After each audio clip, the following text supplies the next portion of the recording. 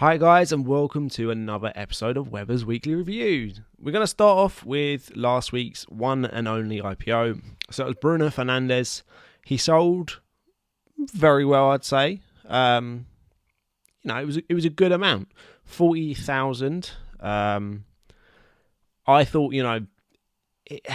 depending on how people goes, it was somewhere between like 30 and maybe like up to like 60,000. But ended up at 40,000. It was sort of a slow building process in that last day when people knew he wasn't going to be injured and also knew he was guaranteed for team of the week that week. People then sort of started to buy into him a lot more. Ended up at 40,000. I was sort of hoping selfishly that it'd end up a little bit lower than that.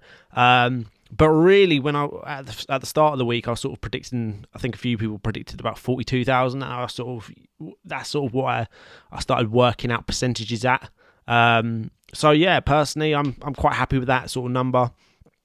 Just below that, so he goes up as the now king of stocks. Really, he's got the highest market cap out of everyone, higher than Rodri. So yeah, it was a very successful week, really, the IPO side of things, because his revenue kicked in the mechanic of a increase in rewards for paid out. So it went up from 5% to 6%, which doesn't sound like much, but in truth, that our rewards actually get increased by 20%, because that's the difference of percentage between the 5% and the 6%. So yeah, it was a good rewards week as well. That was for Team of the Week and in plays. They both hit the threshold to go up.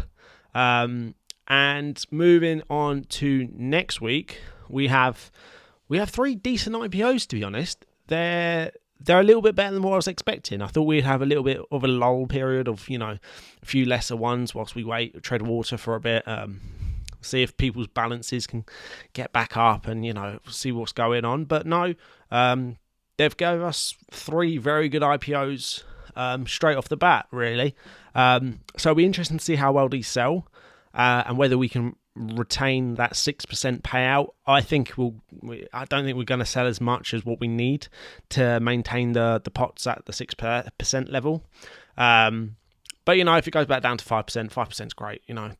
It's the payouts have been brilliant so far.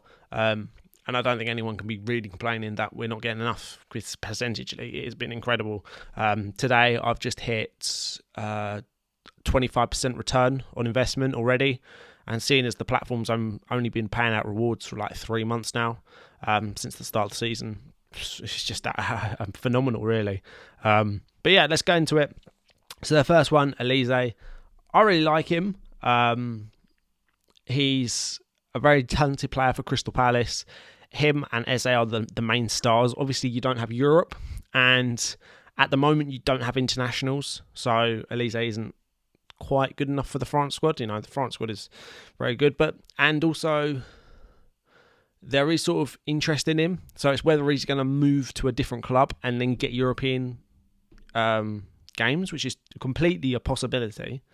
I don't really see him breaking into the France squad just because France are so strong. However, he's a very good player and he's very silky, young as well, and I think PSG have been linked with him as well. So obviously that would be bad for Stocks' side of things because he's gone to PSG, so he'll be out of the league. So that would be bad, but it just shows about the potential and how maybe clubs and what sort of level he's really at.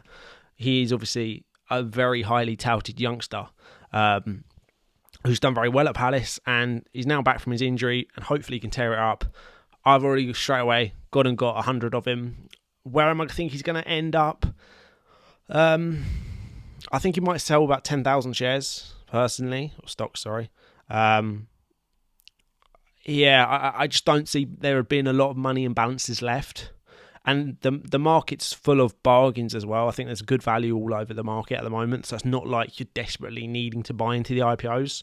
So I think he might do a similar sort of number as Eze did, which was 10,000. So yeah, hopefully I can end up with the percent of him. That'd be great. Moving on to Pascal Gross. He's not a player that I particularly like, but he's sort of effective. He's one of those players that you don't really rate, but he just quietly goes along his business and is actually very, very good. You know, Elise obviously catches the eye a lot more. Gross is a bit more of a fundamentals player, but he does numbers. He pops up with goals, and I feel like he's going to be like an annoying one not to hold. So I've got to get him basically, just because he's obviously on the older side, especially compared to the other two. But yeah, I'd expect a low supply for him, but you know, that's sort of age dependent. If he was younger, I think he'd do a lot more. But yeah, we'll see where he ends up. He's obviously a midfielder. I know he sometimes plays in defence at wing back. But you know, for me, I would class him as a midfielder too.